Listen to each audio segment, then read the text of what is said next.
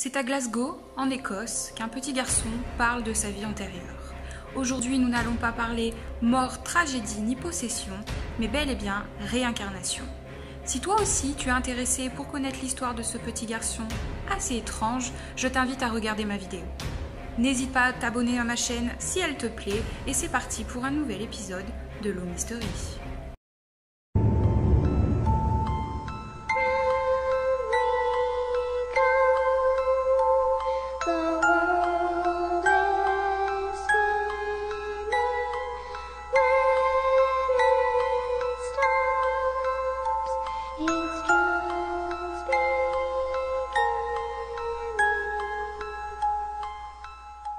Norma Macaulay est une mère célibataire vivant à Glasgow, en Écosse.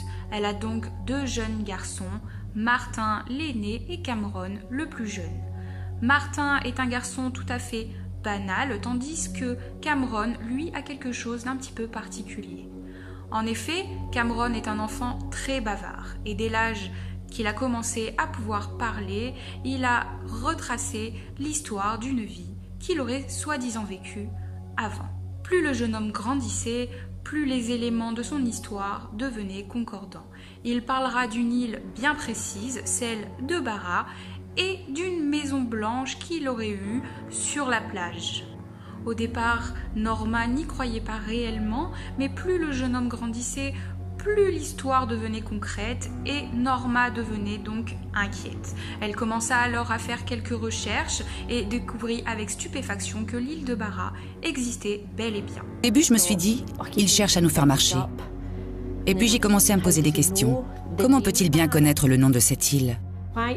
Pourquoi Barra ? Nous n'y avons jamais mis les pieds et nous ne connaissons personne là-bas. C'est une île située sur la côte ouest d'Écosse, à environ 400 km de là où vivent actuellement la famille. Plus le temps passait et plus ce que racontait Cameron était précis. Il parlait maintenant d'une maison blanche à étages, il parlait d'une plage d'où il voyait des avions atterrir et il expliquera qu'il adorait jouer sur cette plage en compagnie de ses frères et sœurs ainsi que d'un chien noir et blanc. J'y allais avec mon chien noir et blanc et je jouais avec mes frères et sœurs. Vers l'âge de ses 6 ans, Cameron sera même capable de dire le nom et le prénom de son soi-disant père. Il l'appellera Shane Robertson. Il expliquera qu'il sera décédé dans un accident de voiture et il ira même dire qu'il n'a pas regardé avant de traverser. Shane Robertson. Shane Robertson ? Ouais. Et qui est Shane Robertson ? Mon papa de Barra. Ton papa de Barra. Norma, face à tout ça, est de plus en plus troublée.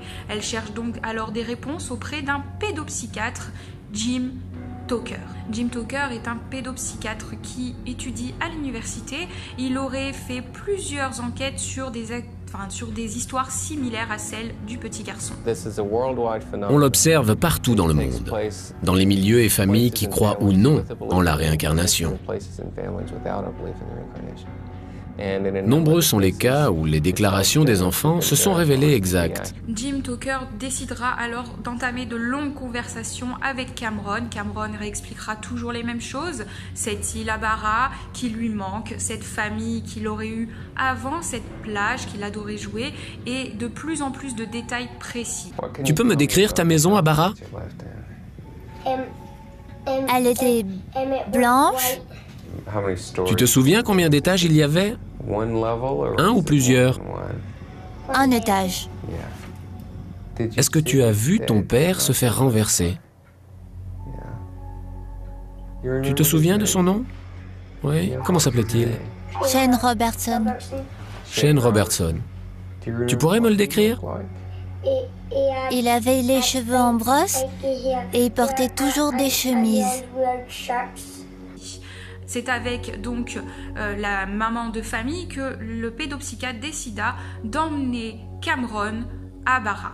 Ils prirent alors l'avion et firent environ 400 km afin d'arriver donc sur cette île. Arrivés sur place, ils décidèrent alors d'aller rencontrer un historien de l'île qui connaissait un petit peu l'histoire de Barra et donc peut-être que lui aurait des réponses. Ils avaient un lieu, un nom et une soi-disant maison. Ils décidèrent donc de parler avec cet historien et lui dira à la famille qu'en effet il y a eu une famille Robertson sur cette île il y a quelques années, mais aucun Shane Robertson. Ce n'est que le lendemain matin que l'historien rappela la famille pour leur expliquer qu'en effet il y avait bien une famille Robertson qui venait en vacances l'été, donc à peu près durant 20 ans, des années 60 à 70, sur l'île de Barra, donc dans une maison blanche sur une plage. Il y a une maison à l'extrême nord de l'île où une famille du nom de Robertson a vécu. C'est une maison en bordure de mer, elle est blanche. Elle donne directement sur la plage. Norma et le psychiatre étaient littéralement choqués. Ce que disait le garçon s'avérait de plus en plus vrai et donc avec l'accord de l'historien, ils décidèrent d'emmener Cameron dans cette fameuse maison. Arrivé sur place, le petit garçon semblait assez bizarre. Il était nostalgique, à la fois triste et joyeux.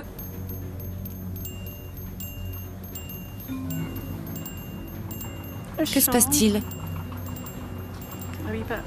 Ça ne va pas? C'est ta maison, c'est ça? Il ne faut pas que ça te rende triste. C'est ta maison, pas vrai? Ne t'inquiète pas. Qu'est-ce qui se passe? Je pense qu'il est sous le choc. Ça va aller. La maison, la plage étaient conformes à la description du petit garçon bien avant d'avoir mis les pieds sur l'île. À présent, Norma et le pédopsychiatre avaient quand même pas mal de petites réponses.